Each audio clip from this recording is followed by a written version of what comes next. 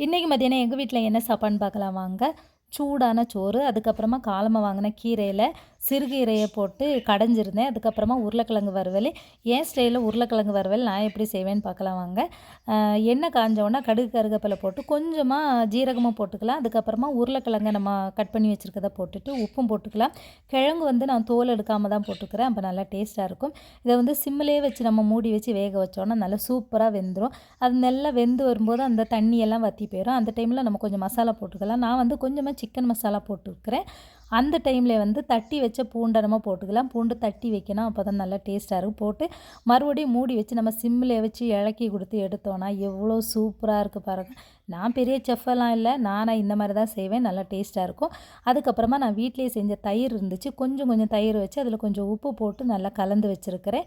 அதுக்கப்புறம் வந்து வெங்காயம் குடமிளகா போட்டு ஒரு ஆம்லேட்டு. அவ்வளோதான். உங்கள் வீட்டில் என்ன சாப்பாடுன்னு சொல்லுங்கள். வீடியோ பிடிச்சிருந்தா லைக் பண்ணுங்கள். தேங்க்யூ.